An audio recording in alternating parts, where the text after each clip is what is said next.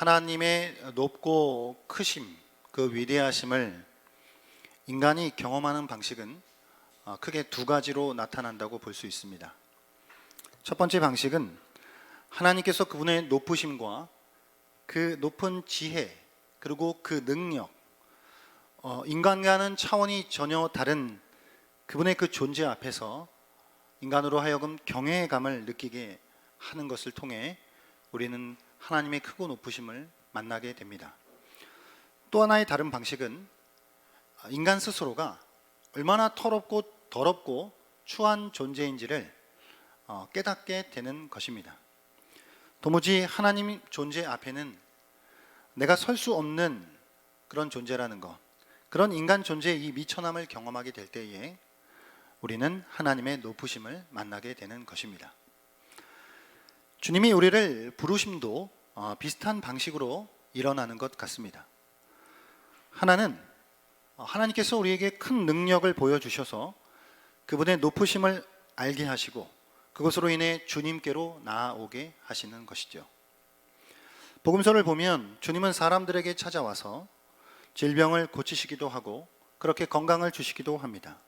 때로는 기적을 통해서 먹을 것을 제공해 주시기도 하죠. 또 어떨 때는 자연 현상을 다스리셔서 그 능력 앞에 그것을 목격하는 자들로 무릎을 꿇게 합니다.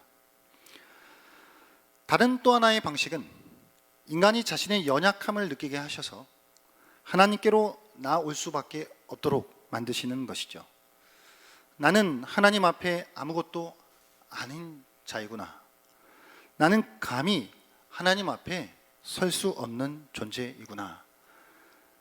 는 것들을 느끼게 하셔서 하나님만을 붙잡게 하시는 것입니다. 하나님께서 이사야 선지자를 부르실 때에 이사야가 느꼈던 그것이 바로 이런 감정이었을 것입니다. 이사야 6장 5절 말씀인데요. 같이 한번 읽어보겠습니다. 시작. 그때에 내가 말하되 화로다 나여 망하게 되었도다. 나는 입술이 부정한 사람이요 나는 입술이 부정한 백성 중에 거주하면서 만군의 여호와이신 왕을 배웠음이로다 하였더라. 아멘. 하나님 이사야를 부르실 때에 이사야가 하나님 앞에서 느꼈던 그 마음이죠. 나는 망하게 되었다는 것이죠. 거룩하신 하나님의 신성 앞에 섰던 한 인간의 존재의 그런 인식이었던 것입니다. 이렇게 하나님 우리를 부르실 때 두 가지의 방식을 통해 우리를 부르시기도 하는데 많은 경우에 이 두 가지의 방식은 서로 연동되어 있다는 것을 알게 됩니다.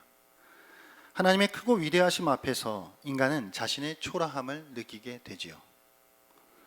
또 반대로 인간은 자신의 초라함과 연약함 때문에 오히려 하나님의 크고 위대하심을 경험하기도 합니다. 오늘 본문은 예수께서 베드로를 제자로 부르시는 장면을 기록하고 있습니다. 주님이 베드로를 부르시면은 앞서 언급해 드린 두 가지의 방식이 연동되어 있는 것을 발견할 수 있습니다.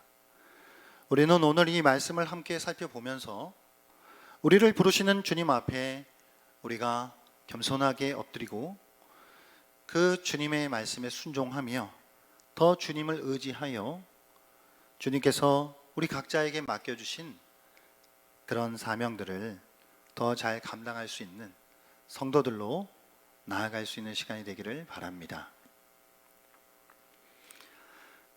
누가복음 5장은요 예수님의 갈릴리 초기 사역을 보여주고 있습니다. 5장을 크게 나누게 되면 네 가지의 사건이 기록되어 있는데요. 첫 번째는 베드로와 함께 어부들을 부르신 사건입니다. 그리고 두 번째는 나병 환자를 고치신 이적 사건이죠. 그리고 세 번째는 중풍병자를 고치신 이적 사건입니다. 그리고 마지막 네 번째는 마태, 레위를 부르시는 그 사건과 그것으로 인해 또 벌어지게 되는 식탁 교제 금식과 관련되어 있는 논쟁에 대한 이야기로 오늘 누가복음 5장은 그렇게 구성이 되어 있습니다. 이 5장의 강렬한 이 구조를 우리가 이해해 본다면 제자를 부르신다는 것, 앞에는 이제 베드로를 부르시고 뒤에는 레위를 부르시죠. 그래서 그렇게 부르시는 그 일이 처음과 끝에 배치되어 있고 그 가운데에 나병 환자와 중풍병자를 고치시는 이적 사건이 들어가 있게 되는 것이죠.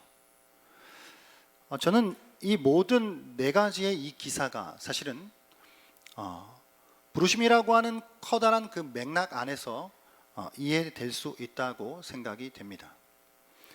결국은 나병 환자를 고치시는 사건이나 중풍병자를 고치시는 사건도 예수님께서 큰 능력을 보여주심으로 그들을 주님께로 부르셨다라고 하는 것이죠. 오늘 이 베드로가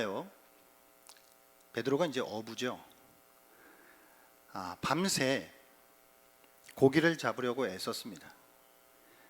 그의 동료인 야고보와 요한과 더불어서 열심히 수고를 했어요. 그런데 어찌된 일인지 이게 별 소득이 없었던 것입니다.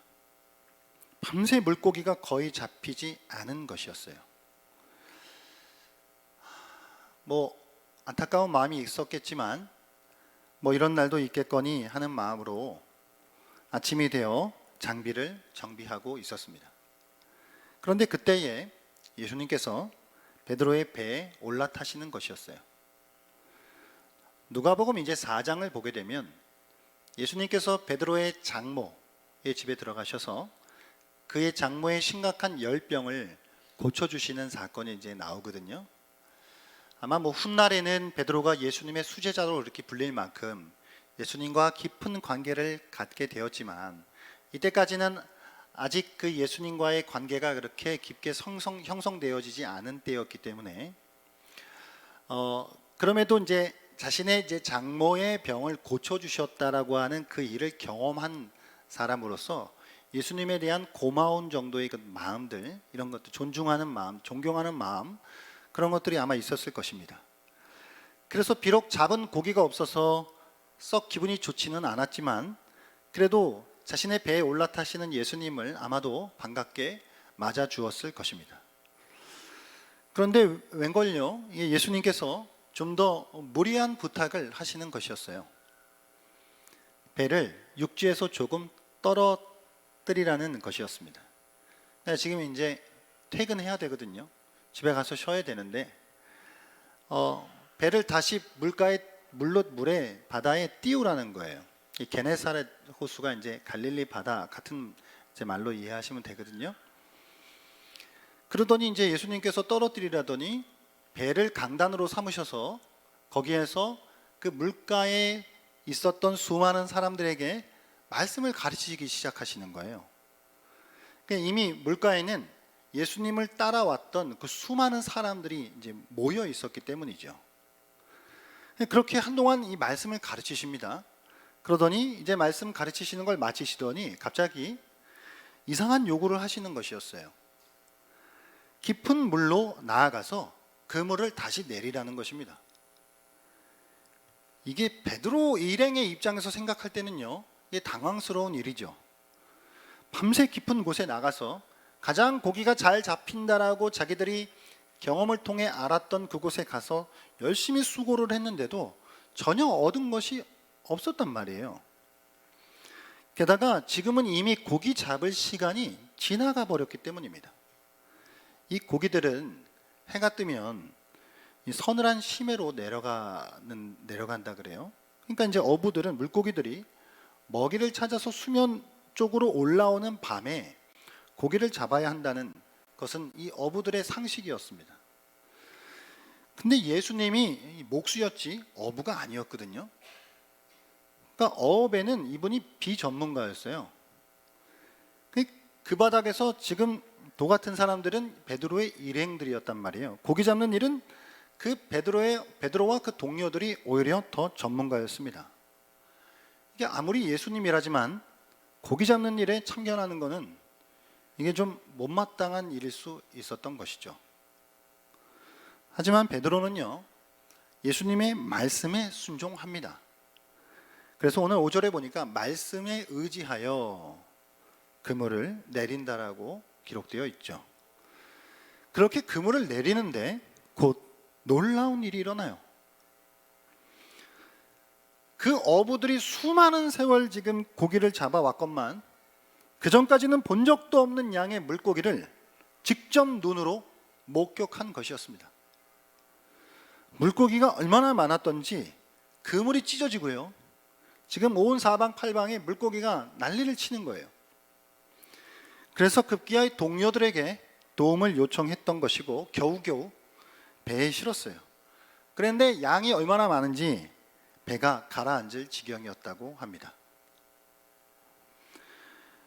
베드로가 생각할 때는요, 고기 잡는 거는 내가 전문가인데 그래도 예수님이 시키니까 안 할 수는 없겠고 마음에 불편함이 있었을 거예요. 그런데 이게 웬일이에요?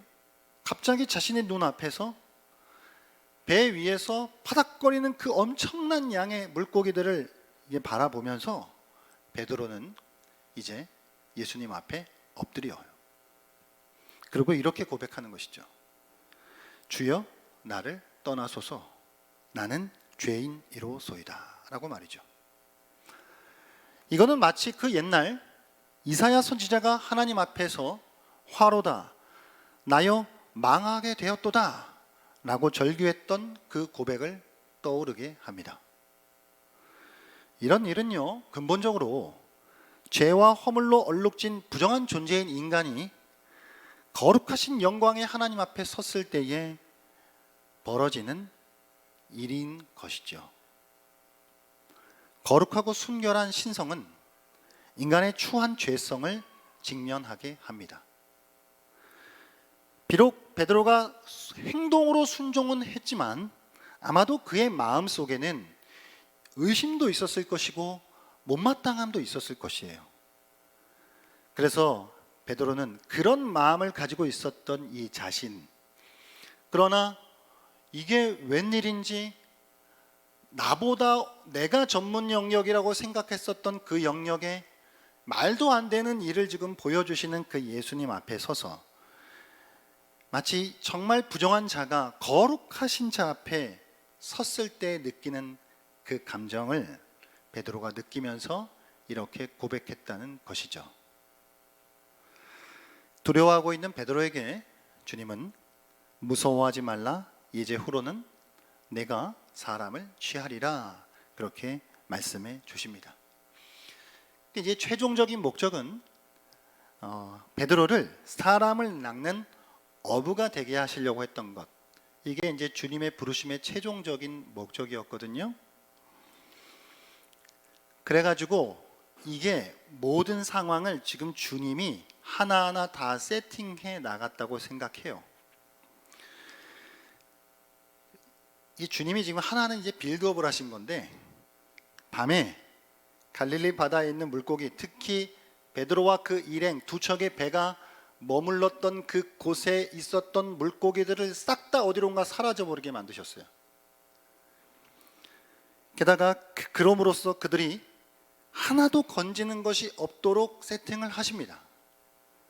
그리고 주님의 명령에 순종할 때 그때 비로소 놀라운 어획을 목격하게 하셨다는 말입니다. 이게 그러니까요, 여러분, 이 상황 전체를 한번 여러분 머릿속으로 상상을 한번 해보시겠어요? 자, 예수님께서 베드로의 배에 올라타시기 전에는 그 물가에, 갈릴리 바다 그 물가에 수많은 사람들이 지금 다 서 있어요. 그러고 다음 예수님이 베드로의 배에 올라타셔요. 그런데 그때는 베드로가 이미 밤새 동안 얻은 것도 없이 지쳐 있을 때예요. 그때 타셔서 말씀을 가르치시고 베드로에게 결국 깊은 데로가 그물을 내리라 하시더니 엄청난 물고기를 거두게 하신 다음 그를 사람을 낚는 어부가 되게 될 것이다라고 그렇게 그에게 말씀해 주시죠. 그러니까 이 그림이요, 눈앞에 있는 파닥거리는 수많은 고기들, 물가에 서 있는 수많은 사람들, 이 그림이 세팅이 된 다음 주님은 베드로에게 너는 이제 물고기를 낚는 사람이 아니라 사람을 낚는 어부가 될 것이야 라고 그렇게 말씀해 주는 것이죠. 실물 교육을 하시는 거예요. 지금 그렇게 주님이 베드로에게 사명을 맡기시는 것입니다. 이 베드로 일행이요, 예수님이 그들에게 엄청나게 많은 고기를 낫게 하시면서 예수님이 가르쳐 주신 가르침의 그 원칙을 하나 발견하게 돼요. 그 원칙은 예수님께서 나와 함께라면 너희는 못할 일이 없다는 거. 나와 함께하지 않으면 너희가 하는 모든 일은 다 허사가 될 거라고 하는 거. 그 중요한 원칙을 가르쳐 주시는 것입니다. 그러니까 이 고기잡이라고 하는 이 실물 교육을 통해서 인생이라고 하는 것이 내가 어떤 선한 마음을 먹는다라고 하는 것만으로, 내가 열심을 내는 것만으로 충분하지 않다는 것, 그거를 느끼게끔 만들어 가신 거예요. 결국은 오직 주님만이 우리의 인생을 풍성하게 해주실 수 있는 분이다 라고 하는 것, 그거를 고백하게 만드셨다는 것입니다. 베드로와 그 동료들은 그 뒤 예수님의 부르심에 응답합니다. 그래서 그 자리에서 그물과 그 수많은 물고기들을 뒤로 한 채 예수님의 제자로서의 부르심에 순종하는 것이었어요. 여러분, 예수님이 여기서 잠깐 생각해 볼까요?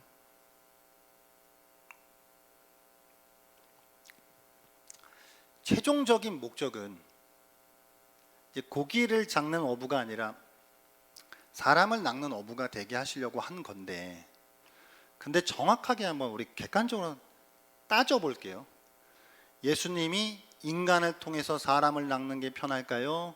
그냥 자기가 해버리는 게 편할까요? 자기가 해버리는 게 편해요. 말 한마디면 끝나는데요, 뭘. 그러니까 주님이 우리를 부르신다라고 하는 것은 무슨 자기가 뭐가 이렇게 부족해가지고 좀 도움을 얻어야 돼가지고 우리를 부르시는 것이 아니죠. 주님이 우리를 부르시는 것은 하나님이 이루시는 그 영광스러운 일, 그 승리의 기쁨에 우리가 참여하게 하시기 위해서예요. 모든 밥상을 하나님이 다 차리시지만 우리가 거기에다가 숟가락 하나 얹도록 하시기 위해서, 그래서 우리를 부르신다고요. 뭐 모자라서가 아니라, 뭐 외로워서도 아니고, 고독해서도 아니고. 이 얼마나 영광스러운 일인가요? 할렐루야. 이게 오늘 주님이 베드로를 중심, 이제 베드로와 그 옆에 아마도 안드레와 세베대 아들들이 이제 있었던 것 같아요. 이제 그들을 이제 부르시는데, 그들을 부르시는 이 때, 그들을 부르시는 이 자리, 그들을 부르시는 이 목표가 무엇인지, 그거를 조금만 더 생각해 보기를 원합니다. 여러분, 그 찬양 있지요? 주가 일하시네. 날이 저물어 가매 빈들에서 걸을 때, 그때가 하나님의 때. 내 힘으로 안 될 때, 빈손으로 걸을 때, 그때가 하나님의 때요. 그때로 몰아가시는 거예요. 그때로 몰아가셔서 우리를 부르신다고요. 그때는 우리를 부르시는 때예요. 우리가 더 이상 아무것도 할 수 없다고 느낄 때, 전혀 힘이 빠져서 아무것도 하고자 하는 마음도 생기지 않을 때, 더 이상 어떤 아이디어도 떠오르지 않을 때, 사방이 막혀 길이 보이지 않을 그때, 바로 그때에 주님은 우리를 부르시고, 우리를 부르심을 통해 주님은 일하시는 것입니다. 사도 바울이 이런 일을 많이 경험하면서 그가 이렇게 고백하고 있어요. 고린도 후서 12장 9절 10절 말씀인데요, 같이 한번 읽어보겠습니다. 시작. 나에게 이르시기를 내 은혜가 내게 족하도다. 이는 내 능력이 약한 데서 온전하여 짐이라 하신지라. 그러므로 도리어 크게 기뻐함으로 나의 여러 약한 것들에 대하여 자랑하리니, 이는 그리스도의 능력이 내게 머물게 하려 함이라. 그러므로 내가 그리스도를 위하여 약한 것들과 능욕과 궁핍과 박해와 곤고를 기뻐하노니 이는 내가 약한 그때의 강함이라. 아멘. 우리의 약함, 나는 죄인이로소이다 라고 고백할 수밖에 없는 그 자리로 몰아가시는 것은 바로 우리를 부르시는 것이라는 것입니다. 제가 이제 담임 목회 10개월 차 들어섰거든요.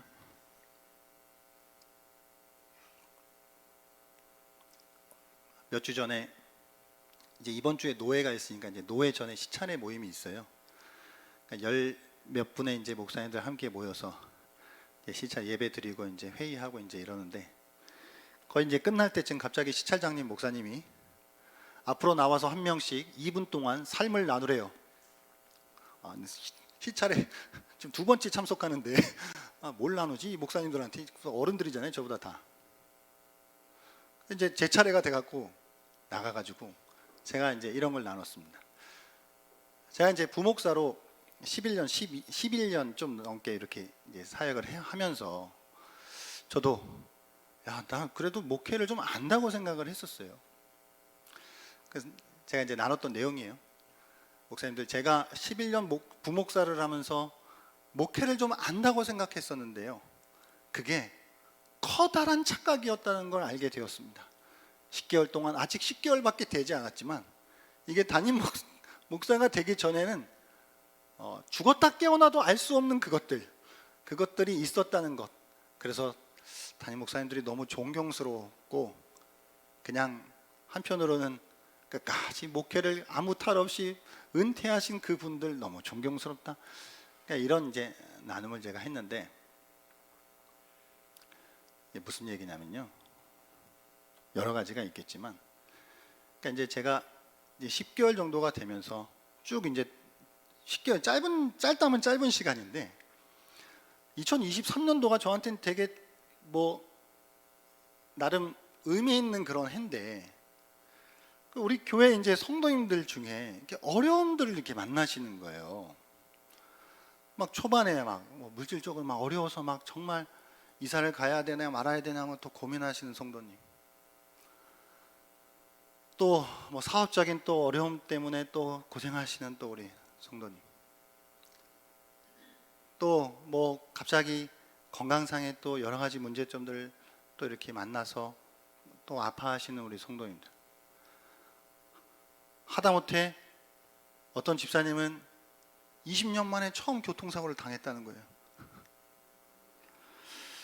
이런 일들을 제가 이렇게 딱 생각을 하면서, 아니 왜지? 아니 왜 하나님, 내가 대체 뭘 그렇게 잘못했나요? 이거 다 내 탓인 것 같고, 하나님 내가 뭘 잘못했죠? 내가 뭘 바꿔야 되죠? 그런 마음이 이제 막 자꾸 이렇게 자책이 되는 거예요. 부목사 때는요 안 그랬어요. 아픈데 그 아픈 무게가 달라요. 이게 기도가 다르거든요. 그렇게 막 어쨌든 그런, 최근에도 이제 그런 것들을 막 이렇게 느끼게 되면서, 어쨌든 또 너무 자책만 하고 있으면 안 되니까 하나님 앞에 또 이제 기도하면서 또 주님이 주시는 어떤 그런 또 마음들이, 결국 이런 모든 과정들, 이것은 하나님이 우리를 부르시는 때다. 이것은 하나님이 우리를 부르시는 자리다 라고 하는 그런 이 마음들을 주셨어요. 결국 여러분, 하나님이 우리를 부르신다라고 하는 건 능력을 베풀어 주셔서 나병을 고치시고 중풍병자를 고치시고 이렇게 부르시든, 아니면 내가 죄인입니다라고 고백하는 것을 통해서 우리를 부르시든, 물고기를 많이 낫게 하시는 것을 통해 우리를 부르시든, 뭔 방식으로 우리를 부르시든 그 부르심에는 공통된 목표가 있어요. 그것은 무엇이냐면 더욱 하나님을 의지하게 하심이에요. 대부분의 스승은 제자가 독립할 수 있도록 교육을 시키죠. 제자들은 배우면서 점점 스승에게 덜 의존하게 되다가 마침내는 스스로 독립할 수 있는 자리까지 나아가도록, 그래서 이제는 하산하여라, 나는 자리까지 나아가는 게 일반적인 스승의 방침이에요. 제자가 자기를 이제 의지하지 않도록 하는 자리까지 나아가는 것이죠. 그러나 우리 주님의 방식은 정반대입니다. 예수님은 제자들을 그렇게 가르치지 않으셨어요. 오히려 주님께서는 제자들에게 어제보다 오늘, 오늘보다 내일, 더욱 더 날이 갈수록 더 주님을 의존하게 만드셔요. 왜일까요? 주님은 우리의 단순한 선생님이 아니기 때문이에요. 주님은 우리의 그냥 스승 정도가 아니기 때문이에요. 주님이시기 때문이에요. 오늘 이 본문 5절을 보면요, 베드로가 이렇게 이야기합니다. 5절 말씀 한번 같이 읽어볼까요? 시작. 시몬이 대답하여 이르되 선생님, 우리들이 밤이 새도록 수고하였으되 잡은 것이 없지만은 말씀에 의지하여 내가 그물을 내리리이다 하고. 아멘. 선생님이라고 이제 부르거든요. 그런 이 베드로가 8절을 보시겠어요? 8절을 보시면 같이 읽겠습니다. 시작. 시몬 베드로가 이를 보고 예수의 무릎 아래에 엎드려 이르되 주여 나를 떠나소서, 나는 죄인이로소이다 하니. 아멘. 그러니까 베드로가 엄청난 양의 물고기를 거두게 하시고 그 앞에서 주여 나를 떠나소서, 나는 죄인이로소이다, 나는 그 고백을 하게 하시는데 호칭이 바뀌어요. 선생님에서 주님으로. 그러니까 결국은 우리를 부르시는 목표는 더 주님을 의존할 수 있는 자로 우리를 훈련시키신다는 것이죠. 그냥 주님은 우리에게 단지 선생님이 아니니까, 단지 선생님이면 덜 의존하게 만들어서 빨리 내보내는 것이 답이지만, 그러나 주님은 우리의 삶을 온전히 모든 것을 다스리시는 키리오스 헬라 주님이거든요. 주님이 되시기 위하시기 때문에 우리는 더 주님을 의존하도록 훈련받는 것입니다. 그러므로 우리의 삶에 찾아오는 수많은 상황들은, 그것이 어떤 방식으로 우리의 삶 가운데 찾아오든 우리는 그 앞에서 이것은 내가 더 주님을 의지하게 하시기 위함이구나 라고 하는 것을 알아야 합니다. 이미 예수를 믿고 있는 분들은 더 예수를 믿고 의지하도록, 아직 예수를 믿지 않는 자들은 예수님을 믿고 고백하는 자리로 나아가도록 하시기 위해서 우리를 훈련하시는 것입니다. 오늘 이 말씀을 통해 우리가 단지 좋은 가르침, 그냥 단지 우리에게 나름 좋은 것을 제공해 주시는 그런 선생님 정도가 아니라 우리의 삶을 지배하시고 우리의 삶을 온전히 통치하기 원하시는 우리의 참 주인 되시는 그 예수님, 그분의 그 부르심 앞에 주님, 그렇습니다, 주님을 더 의지하겠습니다, 주님을 더 의존하는 자리로 나아가겠습니다 라고 고백할 수 있는 은혜가 있게 되시기를 주의 이름으로 축복합니다.